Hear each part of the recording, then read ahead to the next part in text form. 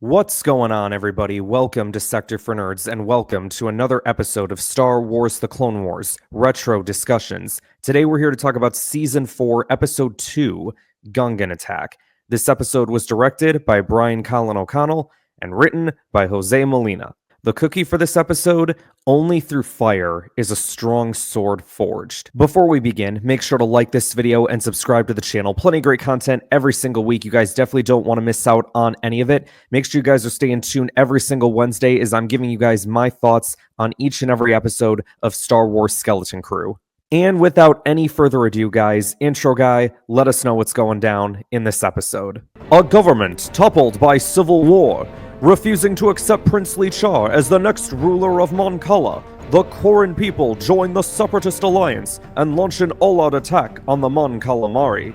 Caught unprepared, the young prince and his Jedi protectors are quickly overwhelmed and forced to retreat in the caves far below the capital city, leaving Count Dooku and his allies to plan their next move. Thank you, intro guy. And speaking of Count Dooku, yeah, we get him at the start of this episode via hologram. I feel like that's kind of been the current trend with Dooku the last couple of arcs that we've had him in. He's just kind of been there via hologram. But I guess if anything, it kind of keeps his presence known in Clone Wars, right? Like the fact that this dude is the head of the Separatist movement. So it makes sense to have him there in some shape or fashion. He advises Tamson to not underestimate Lee-Char and that, he cannot become a symbol for the Mon Calamari people to rally behind. Just the idea of him being there, the whispering of his name, is something that can give the Mon Cala hope. No Sarai then kind of asks, well, what do we do about the prisoners now? And Dooku says, we've set up internment camps below the city, gather them there, set them to work.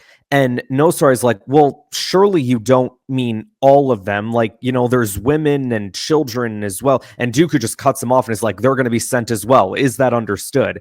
And I talked about it a little bit last week, but it feels like the longer that this arc goes on, the lower you see No Sarai's confidence getting in his alliance with the Separatist. And this is another point of that. And you also see as well, very notably, that Tamson is the one sitting on the throne, not No Sarai. So it's kind of like No Sarai can feel all of this, supposed power that he was going to have is just slipping away from him just like that. We then cut to our heroes who are, sitting hiding in a cave. We've got Kit Fisto speaking with Mace Windu and Yoda via hologram.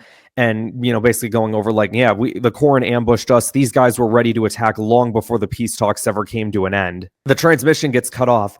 And it's well, we don't know if they're coming, but we know they know their situation, right? So surely they're going to send help. And Anakin's like, yeah, but it might take them a while to get here. Almost like Anakin's way of saying, yeah, maybe they won't help us. So Anakin proposes that they leave the planet. Lee-Char opposes because he's like, I will not leave my people to die. And Anakin's like, look, with all due respect, Your Highness, if we stay here right now, we're all going to die. My guess is it's okay, maybe we can regroup, get a bigger strike force, and then return to liberate the planet, something like that. But I do love how Akbar was the prince will be the one that decides our course of action. Akbar is using this as an opportunity for Lee-Char to take leadership. This is supposed to be his planet. He is now going to become the next king. He's got to start acting like it. And I appreciate that, from Akbar's side of things.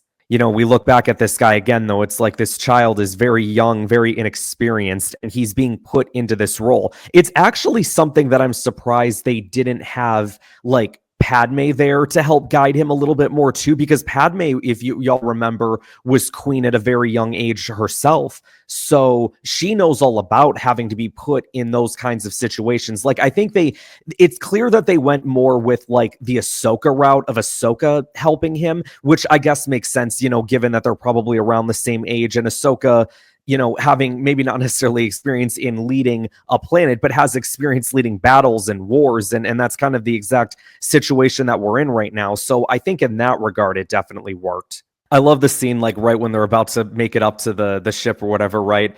And Anakin's like, Kit, try to get us a couple subs, help us speed to the surface. And, Fisto goes around, he's just swimming in the water, taking out guards left and right, and then he's freeing the clones.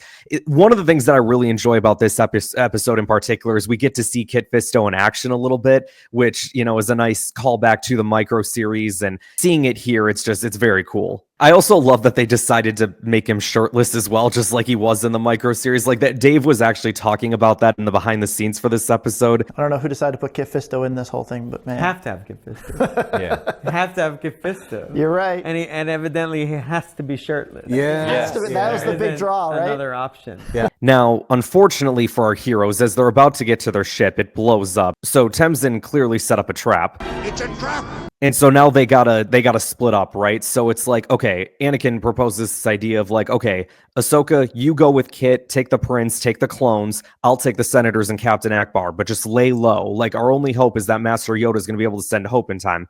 Akbar says no. Prince Lee-Char is our only hope. So he understands what Dooku understood about Lee-Char. So it's definitely one of those things, like this idea that as long as the prince is around, there's still hope for the Mon Cala. I love Ahsoka just like put her arm around him, like, I got you, bud, no worries. But meanwhile, the Jedi Council we see back on Coruscant is trying to figure out, like, all right, how are we going to do this? Like, it's going to take us days to outfit another clone regiment for underwater combat, days that our heroes don't have. So they're like, all right, we got to look to other armies other than clones. And I wonder where they're going with this based on the title of the episode. Oh my gosh, shocker. It's the Gungans. Yoda kind of really turned the narrative of this whole thing to the Gungans. You know your longtime ally, Padme Amidala? Yeah, she's trapped on a planet, so y'all should go help her. No, not like, you know, there's a government that's been toppled by the corruption of evil or whatever. No, just remember that queen that helped you guys, like, you know, how many years ago it was at this point? Yeah, or your former queen. Yeah, now she's trapped and y'all gotta go help. Jar Jar bought it, though. He was just like, yeah, no, Padme's helped us. We gotta go help her. And then the leader's just like, all right, you so right. Thinking time's done. We need to be leaving now. I'm like, oh, okay, well, that wasn't hard. Man, if I was the Gungans, man, like if I was the Gungan leader, I would have been really like ticked off with the way that this whole episode ends with like everybody getting captured. It's like, man, I just sent my whole army out there to get captured. Jeez Louise. The Anakin and Padme side of this episode, when they do the split up, like I didn't really care too much about. It was just basically about them going to sabotage this building, like that had a giant sensor on it. Master Yoda was going to send reinforcements.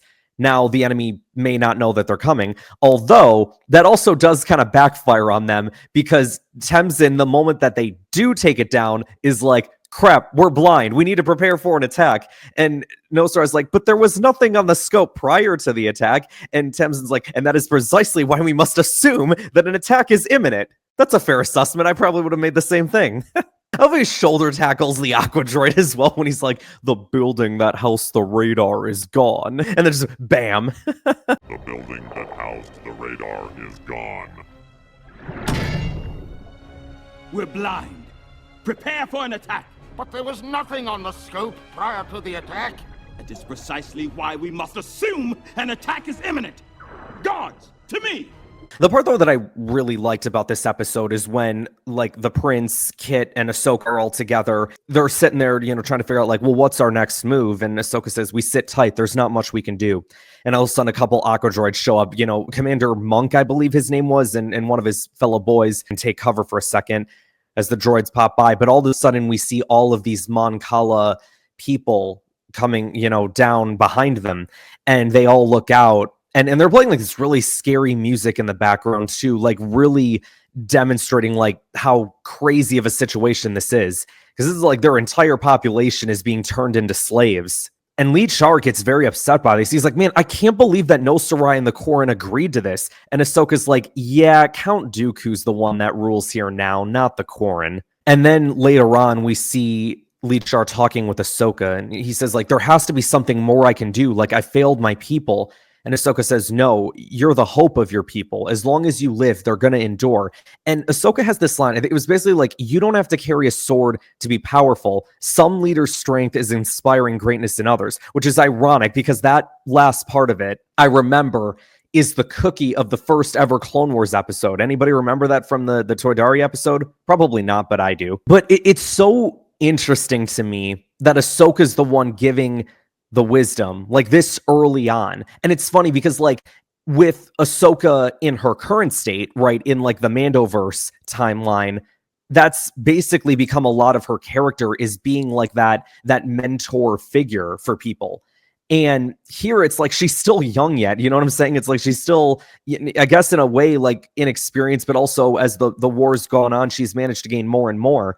And I think it just really goes to show you like the growth that Ahsoka has had in this show, the fact that she is so wise beyond her years. And then we see the prince eventually blowing this horn that, it clearly meant something to his people. The fact that they all like looked up and they're like, wait a second, like we know that. They look up at him and they're like, oh my gosh, the prince is alive. And he sits there like, people of Mon Cala, don't be afraid, have hope. You will not be prisoners much longer. And Ahsoka's like, okay, show's over. We got to go. They're coming. We got to get out of here. But as they're like holding off the enemy, this is where we get the Gungans making their way to the planet.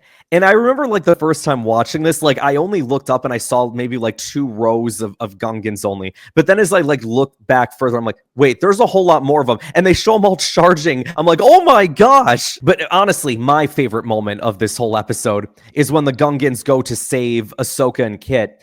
And Kit goes, oh, the Gungans, the tide is turned in our favor. And Lee-Char just goes, let's free my people, attack! And he's like so excited. And Ahsoka and Kit just look at each other like, oh, okay, yeah. And then like Kit just raises his lightsaber like, all right, we're doing this, here we go.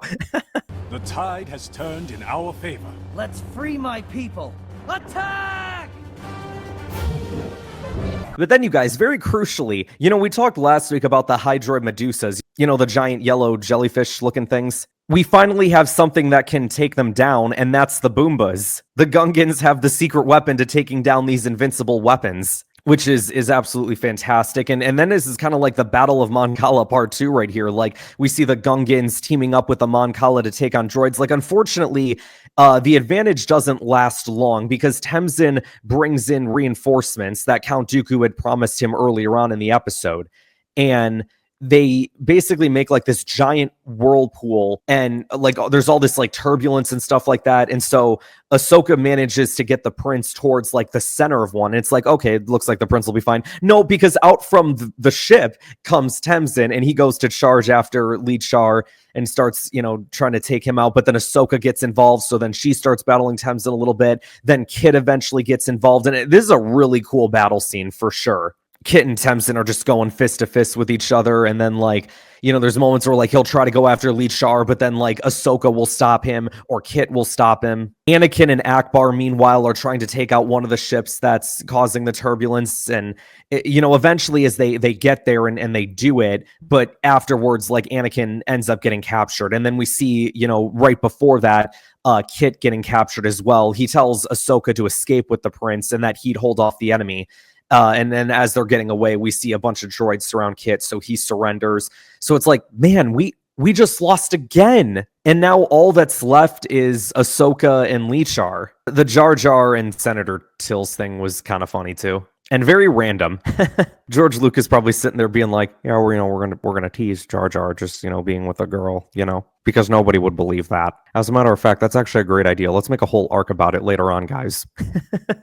Oh, man. Again, Ahsoka and Lee-Char just sitting there like, man, I don't know how to win this war. And Ahsoka says, look, I know you're scared, but you can't let your fear control you. And Lee-Char's like, well, wait, aren't you scared? And Ahsoka's like, yeah, I used to be all the time until I realized that when you make decisions out of fear, you're more likely to be wrong. How old are you again? So I'm telling you, man, like Ahsoka was so wise at that point in her life, even though she's like, 16 at this point? This was a really good episode for sure. I feel like I remember like at the time, I was kind of down on like, oh, we got to have like another. I was kind of just, like 2 episodes would have been a nice opening arc to this. Like, I don't know if we necessarily need a third. Like, do we really have to keep this going? But like, I understand, like, for the story that they were telling, that they definitely needed 3. There is an arc that's going to come up in season 4 later where I'm like, oh, did this really have to go 3 episodes? But there's a lot in season 4 to look forward to. Like, we've got this Mon Cala arc here. We've got another fantastic arc, one of the greatest arcs ever in the show coming up that we'll be talking about in maybe a month's time. And once we get to the back half of season 4, very similar to the back half of season 3, was just absolutely fantastic. So yeah, you guys, I believe that is going to conclude this episode here today. Next week, we're going to be talking about season 4, episode 3, Prisoners. Be sure to like this video, subscribe to the channel, share this video with others to help support the channel. And I will see you guys next time. The Senate, 2 Jedi Knights and a fumbling amphibian. I would have thought the prince would be easier to capture than the four of you. It must be part of our plan. I had the exact same thought. Don't touch me! Let go of her! Rack 'em up!